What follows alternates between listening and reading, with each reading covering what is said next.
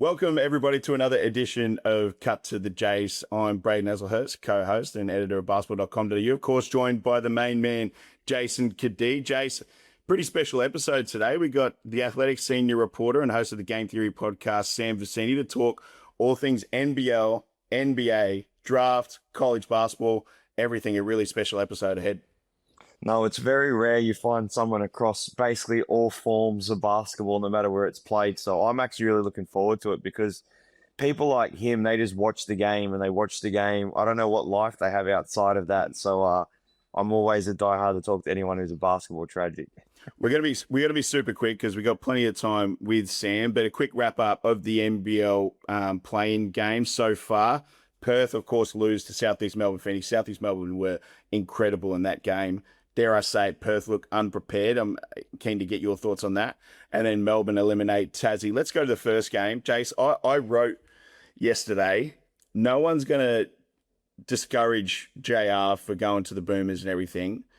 But having, I think, maybe 2.5, 3 days with your head coach there, it looked like Perth were unprepared for Southeast Melbourne's pressure in that game. What are your thoughts?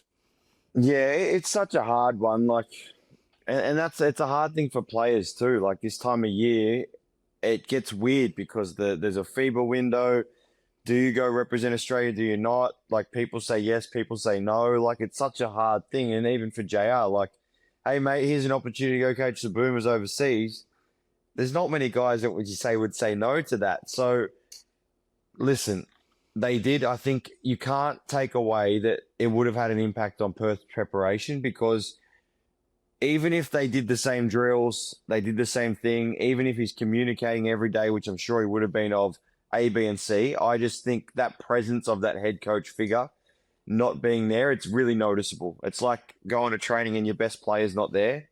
It's really noticeable when that person isn't there. So it would have had an impact, but for him, the greatest thing is they get to turn it around and go home and try and beat United. So he now doesn't want to lose this game, that's for sure, and them as a club.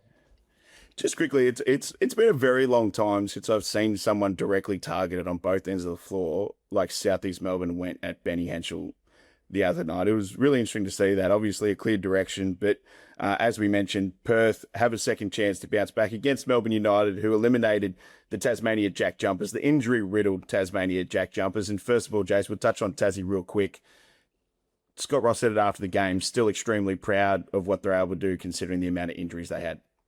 Yeah, that game went exactly how it should have. And kind of Tassie fought their butts off, just didn't have enough. And like he basically played 6 players, and one of those players only played 10 minutes. So he's ultimately played 5 guys. They've missed like 2 of their most influential players in Hamilton and Magnay. And so you just look at it and go, that game went how it should have gone. Tassie, once again, full credit to them because they fight their butts off. Scott Ross built an amazing system down there. And United go get a win, and they end up losing Edwards, which created a little bit of interest. Shea only played 8 minutes. So I'd be very interested in coming into Saturday, what that looks like.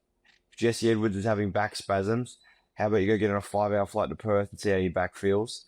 So it's going to be interesting, but I think that's what adds to the excitement of the playing game now is it builds into who's going to take that 4th spot. Will it be the top 4 or will United take 5th to 4th?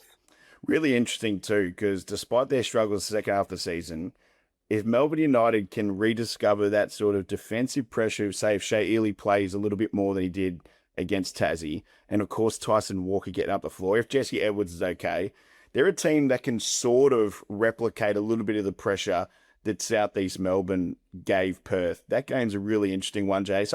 Before we go on to a special guest interview for the day, I'm going to get a quick tip from you on that last playing game. Geez, it's a tough one. I want to go with the home team just because I am on the fence, Braden. But I just think as usual, Perth at home, I think it's theirs. Like I think with United's struggles, even though they've actually been playing better basketball the last few weeks, I just think that Perth at home should take care of business.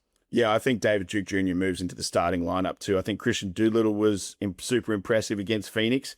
I think watch out for a big game from JLA. I don't think he was great the other night, and I think he can step up to another level. So that sets up for a massive last play-in game to qualify for the semi-final series. But now it's time for our special guest interview for the day, and that's with the Athletics, Sam Vecenie. Welcome back to Cut to the Jase. It's time for our special guest interview segment for the week, and we're very excited this week because we got someone on board who can cover numerous topics with us, and that's senior writer for The Athletic and an expert on the NBA draft. He now lives in Melbourne, lived in Melbourne for 6 odd years now, and that's Sam Vecenie. Sam, welcome to the podcast, mate. What's going on, guys? It's good to be here. I'm excited to be here.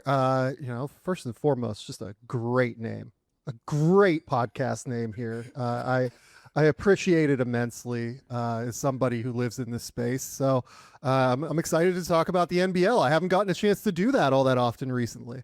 There we go. We love it, mate. I'd love to say that I came up with it, but I actually didn't. Yeah. And we came up to it. We came up with it, a day before like our first episode. Yeah, a day before. See, that's the way the podcast names should work, though. You just like scramble for a week and you try to figure out, oh, what's this going to look like? What are we going to do for the name? And then boom, like under that pressure, you're just like, oh yeah, I got this. Cut to the Jase. There it is. Yeah. And it's stuck too, because I got people telling me all the time. They just say cut to the Jase. I'm like, yeah, I get it. Mate, the amount of shit I copped at Hoops Fest when I just seen people around the hotels and everything, and people like, guys, cut to the Jase here instead of like you and Jase. It's caught on, which is good. But you're of course host of the Game Theory podcast, Sam. Where did that name come from? Honestly, like it's a good question. I don't remember. I've been doing it for like 8 or 9 years now, and I'm like trying to think back. I think I like tried to come up with something that made sense. I think I've changed the name if I could, to be honest with you. It's just like one of those things where it has like fucking 90,000 followers on YouTube. And it's like, well, can I do that now? Like, I don't know. Like, is it too far down the line? Yeah. Too far gone. Well, it's a good thing. It's just like, is it, can I do that at that point? Yeah, well, I'm sure if we had 90,000 followers on YouTube, we wouldn't change anything either. But we're not quite there yet. But mate, firstly, I want to get into how crazy this time of the year is for you. Obviously, like you said, a follower of the NBL now. You're heading in to the home stretch of the NBA, which means the draft, everything around the draft starts heating up. What's this time of the year like for yourself? Total chaos. Like absolute chaos. Honestly, the good thing about the NBA is that like this time of the year, the NBA has like kind of slowed a little bit. Last night, I think this changed, but going into last night, the bottom 10 teams in the NBA had lost a combined 40 straight games. So like a third of the league really doesn't give a shit about winning right now. So it cuts down like the games that I really have to be like paying attention to and tracking in a nice way. The problem is the college stuff. The college stuff is just all encompassing. And then, the good news is with the NBL that, there are only at most, 15 games left, 16 games, I guess now. So we're in a really good position to be able to keep track of it. And, these games are so high intensity. The game last night was outstanding with Melbourne United and Tassie. So it was awesome. Yeah. When you have to cover so much basketball, and you have to look at all these different things, how much of you do you just find things where you're like, you know what, this is at this point in the season, I'll pay more attention to that now because it gets to the pointy end? Or is it just a thing where you kind of keep track of it throughout all of it at all different times? It's probably more the latter. Look, like I went to probably 15 NBL games or something early in the season. I haven't been to an NBL game like maybe since January, right? Like I've been paying attention, I've been tracking, but like whereas in September and October, I will probably watch 80% of NBL games that get played just in one respect or another because it's entertaining, it's on, everything like that. I pick and choose my spots a lot more aggressively with the NBL right now in terms of like the interesting games that I really want to watch. Trying to figure out what was going on with Melbourne United was something for a while. I really love watching Southeast Melbourne play. They're fantastic. And then, Sydney, James Newman just took over the GM at Paris.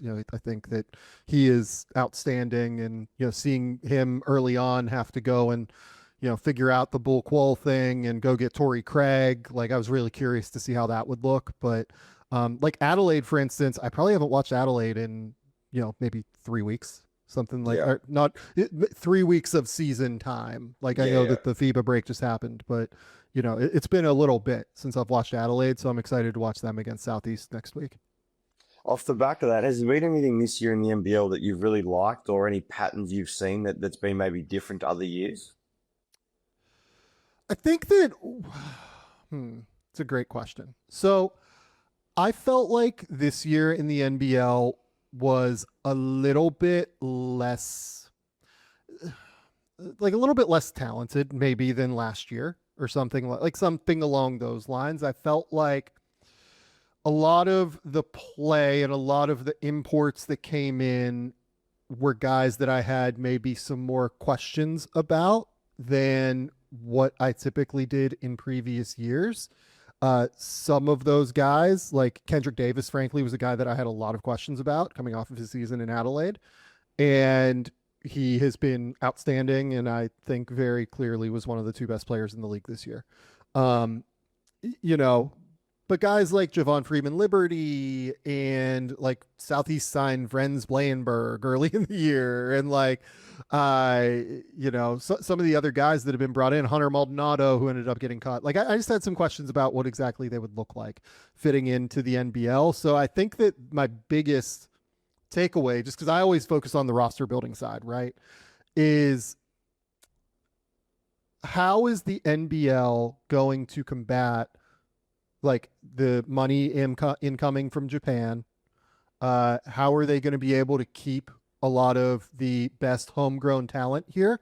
And additionally, just for my world, right, what does the development of high-level basketball players within Australia look like here from the ages of 18 to 22 moving forward, given the massive influx of NIL money that has occurred on the NCAA side at this point? Like it would frankly just be financially irresponsible for Owen Foxwell to continue playing in this league next year. He can't do it. Like no matter how much he wants to, it would be just totally insane. So how much does that get sorted out in different ways over the course of the next couple of years? And how does that impact the depth of the league moving forward? Yeah. On top of that, I was going to actually ask you about that later, but with, say, the situation with Owen Foxwell, and we've seen numerous players come back from G League contracts and everything now and heading back to college.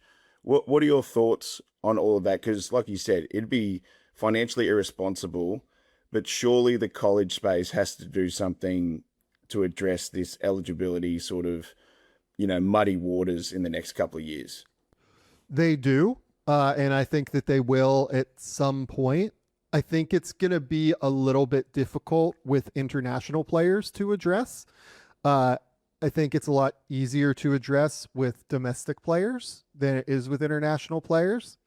I will be interested to see if Foxwell gets 1 year or 2 years of eligibility. That's always like a really interesting question right now, just in terms of what that looks like. For now, I think that young guys just have to go over there and get while the getting's good at this point is the reality. Like, like Jason, like you're a player, like, I'm sure you just want these guys to get as much money and security as humanly possible, right? Yeah, no, 100%. I think now it's a different conversation. It's like, I think for the kids going over with 4 years, I think you got to be strategic in year 1 and year 2, but still earn, knowing that in year 3 and year 4, you will earn more by picking the right school in year 1 and 2. But if you're like Owen Foxwell, you're 100% doing it. There's not even a question. Like, I would fly out today if I was him. Unfortunately, that's just the lay of the land. And he's going to make more money in there than he might make in 5 or 6 years in the NBL. Yep, that's correct. I mean, it's dead on. Like, it could even be more, frankly, to be honest with you, by the end of it. And look, like Owen's in a bit of a different situation too, because he just saw his brother have so much success at Portland this year. Joel just named first team all WCC this year.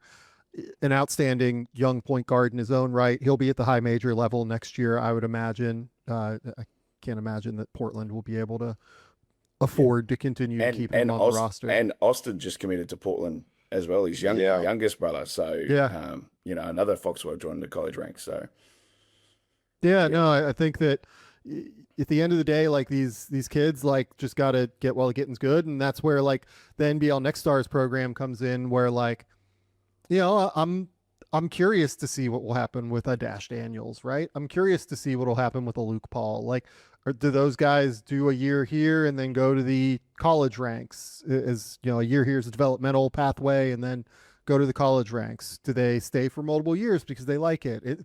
It's just going to be a really, really interesting kind of paradigm, and it's just all changing all the time right now. That's the perfect lead into this. Let's start talking about some of the Next Stars, because let's start from the concept first. I still believe the Next Stars program has a place for kids that believe they are going in the first round. Like if there's an area of like a Karim Lopez, for example, he'd be the first guy we talk about. Like I think for him, he's going to make his money way more than he'll make at college by going to the NBA and having a long career in the NBA. So I do think there's an air of when you're out here, English speaking country, you're playing against professionals every day, that accelerated learning you can get in this environment can help massively. But I do think it becomes risky for the ones who, am I going to be an NBA player? Am I not going to be an NBA player? Do I miss out on college money?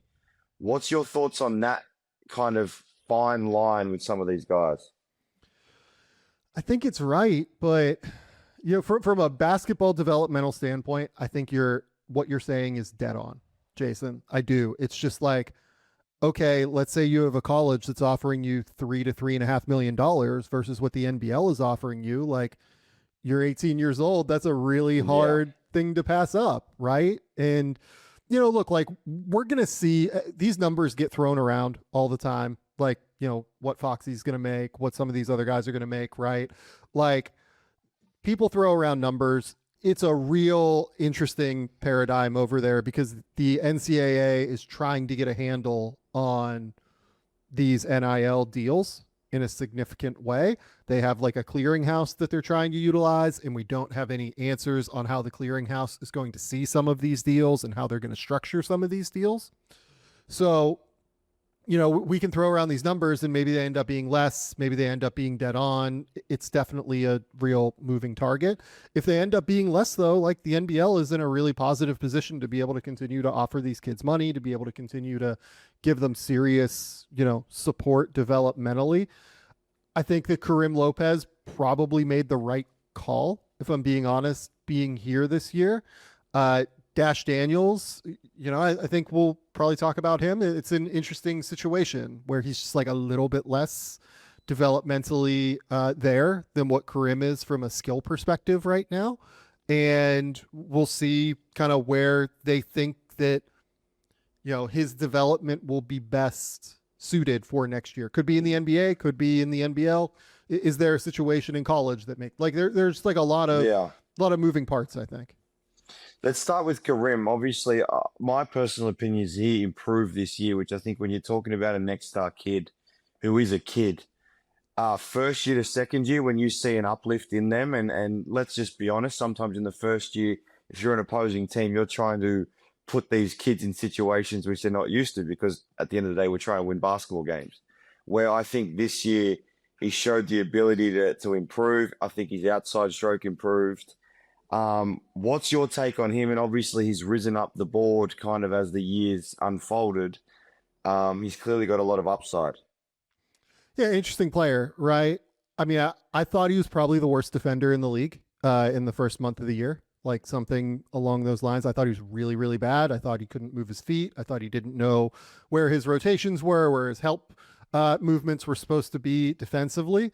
I thought he got much better as like the calendar year progressed into like January and February. And we started to see him engage and like mentally lock in defensively in a way that like you said, I mean, I remember going to the first Melbourne United game where they played like in their opener, and Melbourne United just relentlessly attacked him. He had no recourse for what they were doing. That's a huge piece because to me, with Karim, the entire conversation centers around what is he defensively in the NBA? Is he going to be mobile enough to actually be a wing? Or is he more of like a forward who like is sort of more of a big defensively? Because I think he's really physical. I think he is like his shoulders and like chest. He's going to grow into being just like a massive human being. I think just like he has like boulders on his shoulders in the way that he bumps guys and he's able to move them. The question for me is, can he slide his feet? Can he stay in front of players when the space in the NBA increases because of the 3-point line and because of the fact that the best shooters in the world are in that league outside of maybe Chris Golding? But what happens when teams just isolate him and just decide we're going to go? Like, we're going to try and really force you into difficult positions. Offensively, I buy the skill level. I think he can shoot it. He's a little bit bigger than what I thought as well. I think he's going to end up being like 6'8", somewhere in that ballpark without shoes. I think that there's some real gifts. There are real gifts there offensively, but I've been having this conversation with a couple of people around the league, a couple of NBA scouts, where my question to them is like, is Karim Lopez an NBA rotation player, or is he the best player in Europe in 5 years? I don't know the answer to that yet. No, that's fair. And I think that's one of those things, especially as kids go through that process of playing professional basketball. The ability to lock in is what changes it. And then you go to a guy like Dash, who started out the year pretty well. And then as the year's gone on, he's dropped off and his output's dropped off. And then he's found himself in this place where basically the last 6 or 7 games for United, he started as just kind of the guy you're going to start and just defend the best player and take that away from certain people. What have you made of his season? Yeah, I've loved the defense the whole year. I mean, I've always thought he was just a monster on defense, but he does it differently than how Dyson does it, which is what's really interesting. So like Dyson is this ball hawk who's like so slithery around screens and is just like so, disruptive, right? Like Dash is almost more like Lou Dort to me, where he's just like getting up under you and being super physical because, I mean, seriously, that kid is 18 years old and he is massive. Like you see him in person and you go, oh, wow, like this dude is physically ready to play in the NBA from like day one. And I remember seeing him play, it's a preseason game. It is what it is. But like, I remember seeing him play against the Pelicans and he just like completely shut off Jeremiah Fears' water. It made his life totally miserable in that game. So, really, really gifted defensive player. He's just kind of nowhere near the mark offensively, NBA wise. He is really smart in his positioning. Like last night, I remember this play in the fourth quarter during his like 5-minute rotation at the start, where it was clear that Roth was not guarding him. He was just kind of letting him roam around and do whatever. And he decided to just shoot forward on a 45 cut in order to try and occupy a defender. And the defender just instinctually went to him and it opened up like a wide open, I think it was a Tanner Krebs 3 on the wing. So like, I think he innately understands, all right, like as a non-shooter, is like a guy who's more of a cutter, a driver of the basketball. How do I go about trying to make spacing for my teammates work? I think he gets that. It's really just a skill thing right now for him in the NBA. With that said, if he stays with the NBA draft, where do you think he goes, or what do you think is the best pathway for him? Do you think it's staying here another year, or do you think it's going a different route, like going to college or something like that? Yeah, it's a great question. I'm going to try and not get in trouble here. I think the answer is really difficult because look, like it's not a secret. Like the Daniels family, like is set financially at this point with Dyson's deal and everything. So like that should give him a little bit more of a, like, I guess less urgency in order to just be like, hey, I got to go to college and get the most money humanly possible. Right. Like, some other players, I think in different financial situations would have to do that, but he doesn't. I think there's a case for staying. I think there's a case for going. I really think that ultimately I think the world of Dean Vickerman. I think the world of that Melbourne United coaching staff. I think that they would provide a really strong developmental ecosystem for him to stay in next year. I think that there might be colleges that provide better developmental ecosystems. I think there could be NBL teams that maybe are willing to let him play more, right? Or like, give him some more opportunity than what Melbourne United did this year. It's really what he wants at the end of the day and how they want to handle it. The best thing for his draft stock next year, quote unquote, is probably to play as much as possible and to get an opportunity to get live ball reps where he gets a chance to improve his jumper, improve his, driving ability, finishing ability at the rim, everything like that. Get those live ball reps into his system. But like at the end of the day, he kind of has, this is kind of the thing now with basketball and the way that my mindset has shifted. Like, I don't really care about draft stock anymore. I care about, are you good enough at basketball? Because that's ultimately how you stick in the NBA is, are you a good enough basketball player to stick in the NBA? The answer for Dash right now is that he's not. Can he find a way to get there over the next year, 2 years, everything like that? And there's just no reason for him to rush it, I guess is kind of my point at this stage. So, they have so many different ways that they could handle it that I wouldn't begrudge any one of them, I think. Talk to me about Malik Lewis. What's your thoughts on Malik? I think once again he's probably got better this year. Yeah. But he sits in that weird space of, you probably said it before, he's an NBA player, is he a high level European player, or is he an NBL player as an import? What does it look like for him? I don't think he's good enough to be an NBL player as an import yet. I don't think that he is quite NBA level, I think is what I would say. I thought coming into last year that there was like a real chance that he would be. I really had liked some of the G League tape that he'd put on defensively as a high level switchable wing. But yeah, I just don't see the skill level at the end of the day. You have to be so skilled in today's NBA. And I honestly think Dash is a little bit better defensively even than he is. Malik is really tough and long and physical, but I think Dash's like instinctual stuff is just kind of innate, and he's able to rotate and fly around. He's more physical. He gets underneath guys in a really aggressive way defensively. Yeah, I think that if Malik Lewis ended up on a 2-way at some point next year, would I be surprised? I don't think I would be, but I think the future for him is probably playing in Europe if he may be back. Yeah. You mentioned him before. This is the last question on the Next Stars, the Step 1 Next Stars, by the way, if you didn't know, Sam, sponsored by our man here in Jason Cadee. You mentioned Luke Paul before, which is a big get for the NBL and the Next Stars program. I know it's extremely early, but obviously he's played for Australia on the international stage. What are your thoughts on, his prospects going forward and how big a get, I suppose, that is for the NBL, considering the amount of money on offer, in the future in the NBL, in the college route and everything like that? Yeah, I think that the way that the NBL handled this is right. Let's get him into the system early and see what he can do. And hopefully that will springboard his development as well moving forward. In terms of what he is as a player, outstanding passer. That's like the first thing that immediately came to mind. Like, he just has a basketball brain that is so special for being 16 years old to me. You see the way that he operates in ball screens, his comfort level playing at pace, his rhythm, his footwork, his cadence of his foot. I think all of it is just so innate. It's clear that he's been developed really well from a young age. But I do really genuinely believe that guys like that, like, Josh Giddey's another one where, obviously Josh's dad played in the NBL for quite a long time and was highly successful. But like, I think you just have that on some level, that innate understanding of, all right, I can get my guy on my hip.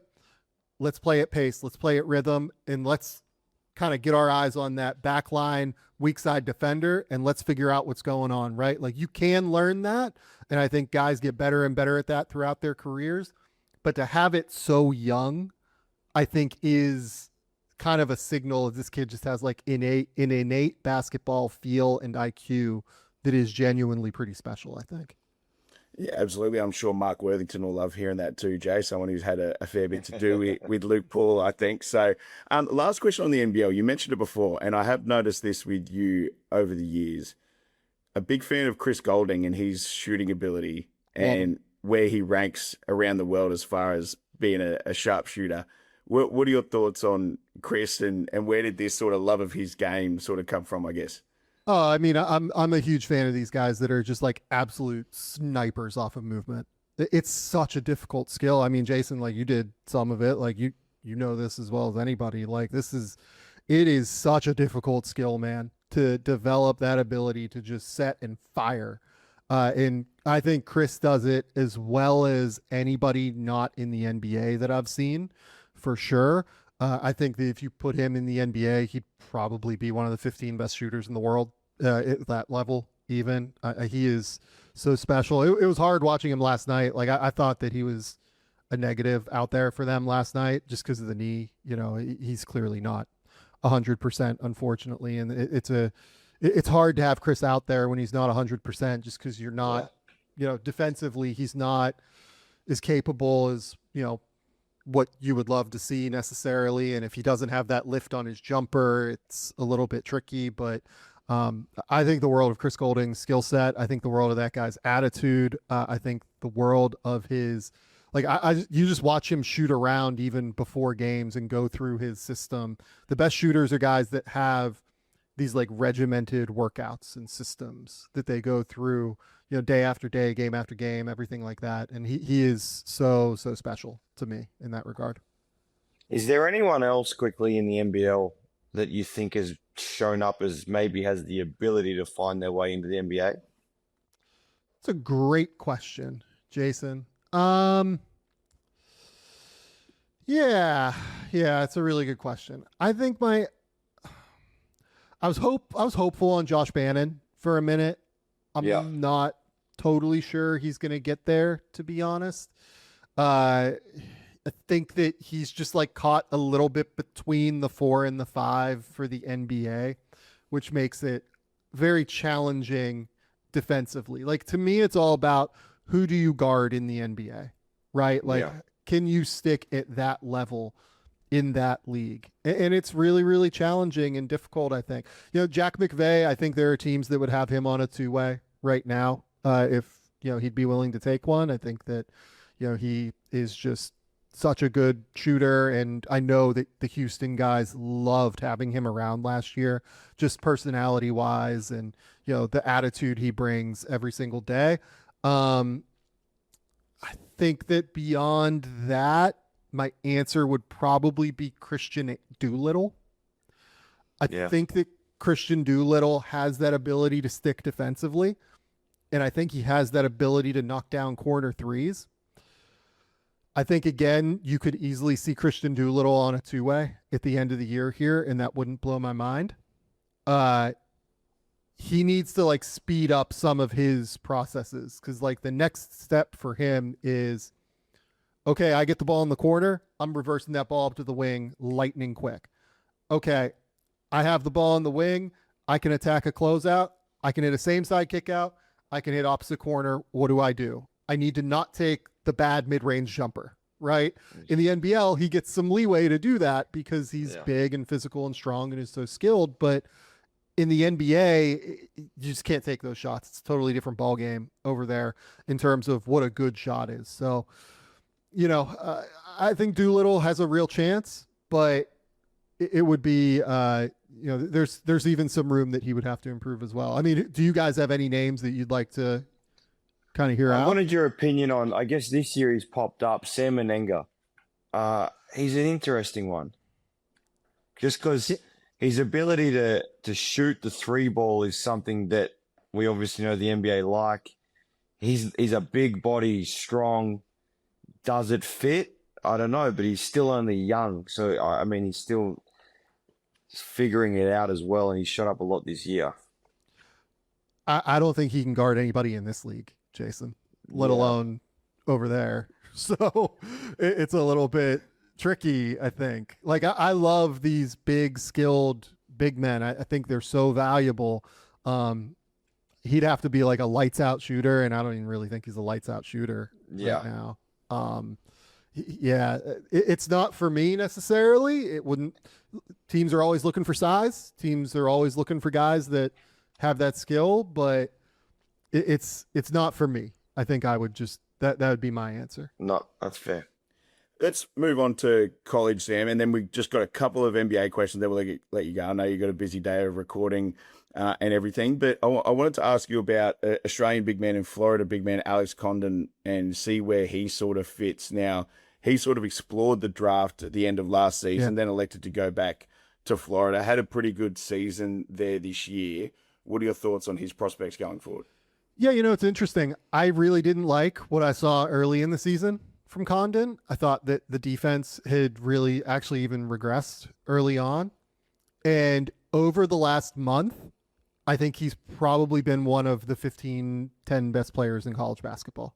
Like he has been unbelievable for Florida. Florida is one of the, best. I would say that they're the team I would have in second right now. If I was like, power ranking them to win the national title.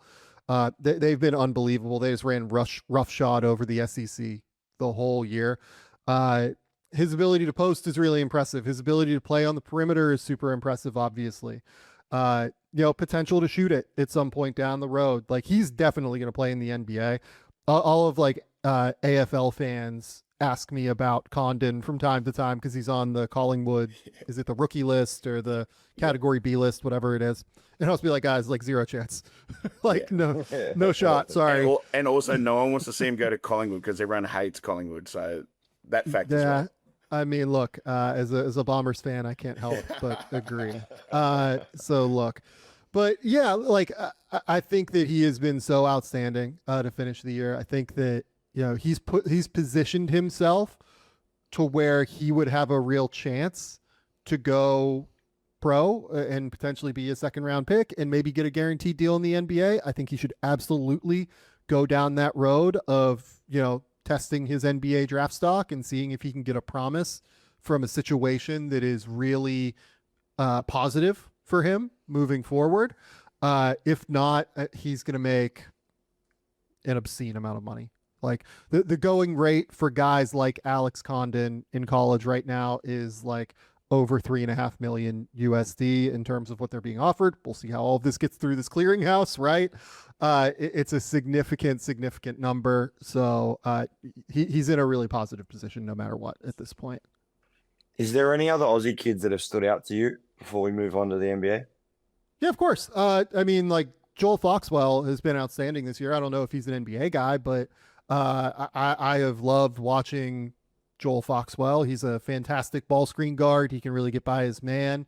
He'll be at the high major level for sure this year. Oscar Clough is a guy that if he ended up on a two-way next year wouldn't totally blow my mind. Just teams are really looking for rebounding right now. Second chance opportunities, winning the possession battle. He's a guy that really helps you win the possession battle, obviously, with that rebounding ability. I'll call out like Joshua Dent at St. Mary's is a guy that I thought had a really good year. It's funny. The first time I saw Joshua Dent was at under 20s, maybe 2 years ago, three years ago, something like that.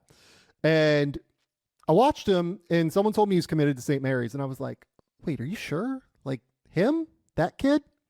And then what I got told was the year before he was playing like, I don't know if it was under 18s or under 20s. It's like a super young kid. And he played like the whole tournament with like a broken wrist and was like the toughest dude on the court and literally led New South Wales to like the whole tournament victory. And I was like, oh yeah, that makes sense. That tracks. I get what Randy's seeing there now. Yeah, trying to think anyone else. Roman Cialepa is interesting. Super athlete, physical, powerful, rugby style athlete, and has had a really good year for Pitt as a freshman. Not a guy that is an NBA guy for this year, but down the road, possibly. He would really have to improve the skill level. Anthony Del Orso is a kid at Arizona that I think will certainly get NBA workouts this cycle. In the pre-draft process as a senior, would probably be my number one free agent in the NBL for this upcoming season. I would guess that he'll try and make it work in the NBA, but if he was willing to come here, I would certainly be pretty aggressive in trying to get him. Anyone else? Yeah. Just a quick story on Oscar Clough too, Sam. I was around him at Sunshine Coast, his junior club, and under 16s and under 18s, he was playing like Division 2 club basketball. Yeah. And now he's playing for Purdue, obviously, a great big man in Division 1 basketball. So his rise to where he is now is absolutely insane. If you've seen him in the junior ranks, it's pretty crazy. Bigs take a while, man. They really do. Like, it just takes forever to grow into your body sometimes. It takes forever to like figure out the footwork and the development and everything. So, if you're a big kid, like take the time, be patient. Like, don't just give up on this thing. Like, continue to, you're always going to get chances because everyone's looking for size, but like, keep working. Keep trying to make it work because there are real opportunities. I'll shout out Max McKinnon too. Max McKinnon had a really good year at LSU. He'd be another like really, really high level NBL free agent to me this year. Yeah, Max has had a good year. Good family friend, Max.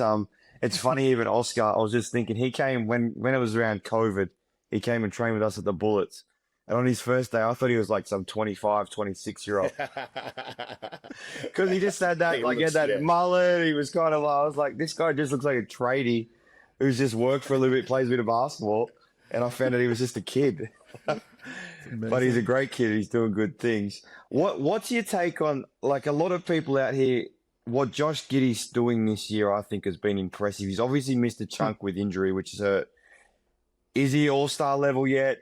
Will he be in the next 1 to 2 years? Do you think Chicago is now all in on building around him? I think the answer to the latter question is definitely yes. They're definitely going to build around him and Modest Buzelis and maybe Noah Essengay, their first-round pick from last year. We'll see what he looks like coming off of his shoulder injury. But I think they're definitely all in on building around Josh. To me, it's just in the NBA, the big thing is that it is exceptionally hard to be an on-ball player in the NBA because it is literally the best on-ball players in the world, point blank. Yeah. And there are really only 45 to 60 guys that can play on the ball in the NBA, regularly as starters, right? You have to have a secondary ball handler and you have to have a primary ball handler, and other guys have to be able to create their shot, obviously, but like you have to be so ridiculously high level that it is obscenely difficult to play at that level on the ball. Josh exceeds that level of being able to play on the ball. Where he falls in the pecking order, I think, is something that a lot of NBA executives and personnel really try to figure out, right? And feel differently about, frankly. Depending on the day. Like, there are days where his transition ability, his ability to grab and go on the break, his vision, his size, frankly, his improved shooting ability off the catch really shows up, and he can go for 25, 10, and 10, and he looks like a definite all-star moving forward. There are days where the shot isn't really falling, and teams can cause him some issues, right? And play off of him a little bit more and just kind of get their chest in front of him and not necessarily have to collapse in help defensive situations on him. And that makes it a little bit more challenging for him, right? So I think that what I would say with Josh is that in the exact right situation and scheme where it is built around him and he has a ton of spacing around the court and he has this up-tempo, free-flowing style, I think that he probably could end up putting up like all-star caliber production, and he was certainly on his way to doing that at the start of this year. But he is like a very scheme-dependent player in a lot of ways. That's why Oklahoma City ended up kind of deciding to move on from him for Alex Caruso, a deal that, ended up helping them win a title last season. But like, it doesn't have to be a deal that was a win-lose or, a lose-lose. It can be a win-win for everybody, right? Yep. Where, the Bulls got this point guard who's going to be able to dominate games and dominate the ball and needs to improve some things for sure. And then the Oklahoma City Thunder got exactly what they need moving forward. Can he be an all-star? Probably going to have to improve the jumper. Probably going to have to become like a real pull-up threat to me to really derive that value. That's the thing that I think he's missing right now. But if he can get there, I can see it. Yeah. Dyson Daniels. That's been interesting how Atlanta's played out, right? Like they had Trey alongside him. Then all of a sudden, Trey's out. They make the move to kind of let him go. And now Dyson's kind of they're one of their main, if not their main ball handler. Exactly the conversation we just had about Josh. They go get Jock Landale. They bring in the likes of Kuminga and McCullum. How do you think that's going to play out? I guess not just now, but in the next few years, because they've obviously got a group together where they're trying to make some moves. They've won 5 straight. How do they get in that playoff picture and be a regular appearance? And what does that do for Dyson in that? Well, the good news for them as well is that their schedule really eases up here at the end of the year to the point where they're going to have a shot here to make a bit of a run before the end of the regular season. Yeah, like Dyson's been really interesting this year, to be honest. The 3-point shot has like completely and utterly abandoned him in every way, shape, and form. But I think that he's really worked his way into the year and kind of worked his way working around the jumper that he, I think probably has just lost confidence in at this point. And I think he's actually been really, really good for them basically since that deal and since that move. And you can see it, the assist numbers go up like in those last 5 games, 8 assists, 7 assists, 11 assists, 7 assists, right? He is still not, a massive scorer of the basketball, but I've always thought that his pick and roll ability is a little bit underrated. I've always felt like he can see all of the reads and make all the decisions that he has to. Defensively, he's outstanding. I actually didn't love his defensive game to start the year, and he's worked his way into it to the point where I'm doing, 3-quarter awards later today on the podcast. And I really thought about him for all defense again. Like I probably wouldn't have him there right now, but if by the end of the year he ends up there, it wouldn't blow my mind at all. I think he has a real shot. So I love the way he's defended. I love the way he's been, able to work his way into the season offensively. And, it's a guy that, when he signed that deal, I thought, oh, that's a steal for Atlanta. And then he played for the first 40 games of the year. And I was like, oh, maybe this is bad for Atlanta. And then the last 25 or so games, I think he's been really good. So I think it's looking like a deal that's going to age well for them at the end of the day. So do you think some of that struggle, sorry, Sam, cut you off. Do you think some of that struggle comes when someone goes from kind of being on the ball for periods and getting more opportunities to make simple decisions, like you spoke about a Doolittle, to now he's kind of initiating and now he's got more responsibility? Do you think that's hindered some of his game and taken away defensively because he's worried about more things than just getting up and down, defending and taking what comes my way? Well, it's funny. Like, I think he's gotten a little bit better as he's gotten more like on ball opportunity this year on the defensive end, even. Like, typically that's the way it works. Like, you're 100% right, Jason. Like, there are so many examples I can think of, in college basketball, particularly this year, where guys have had to like step up into bigger offensive roles and their defensive game is tanked, right? I kind of think that in Dyson's case, it's been like a little bit more the opposite, where I think he's just gotten better on both ends throughout the course of the year. And, I don't know what to make of it, to be honest. Like, is it just a situation where, look, I don't know this. I'm like totally speculating. And I'm not, I just want to make that clear. I'm not breaking news or anything like that. Maybe he was, I have to do that, unfortunately now.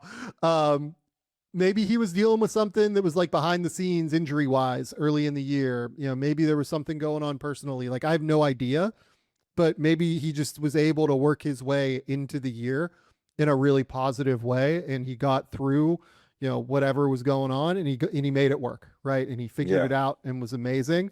Maybe the shooting kind of got in his head a little bit to start the year, and, he kind of got down a little bit. And as the Trae Young trade happens, he gets a chance then to move more on the ball and gets a chance to play. Like, you never know in these situations, right? Like, I'd really have to ask and like do some digging on it. But, I think he's been outstanding over the course of the last like 25 or so games at the very least.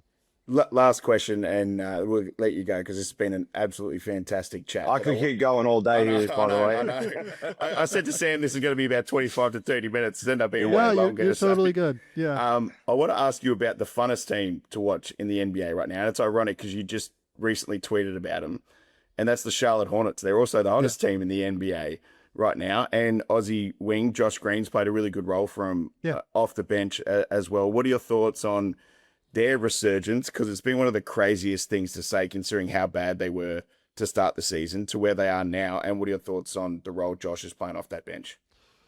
Well, with Josh, first and foremost, like they just need somebody to provide energy, athleticism, all the things that like he's just intensely capable of providing. So it's a perfect fit there. I loved that trade for them when Dallas did it. I didn't look, that was like a Nico Harrison special. Like I have no idea why that deal happened, but I mean, I do. I think they wanted to get off some money, but like, I think Josh Green's like a valuable rotation player in the NBA, and they gave him away. It felt like to me. In terms of the Hornets, yeah, I mean, if there's ever been an example of, you know, sometimes there are NBA GMs. I have this conversation all the time, and high level NBA executives that are just like, let's get the best players on the court, and we'll just figure it out, right? Let's get the 5 best players, the 7 best players we can, and we'll make lineups work around those 7 best guys.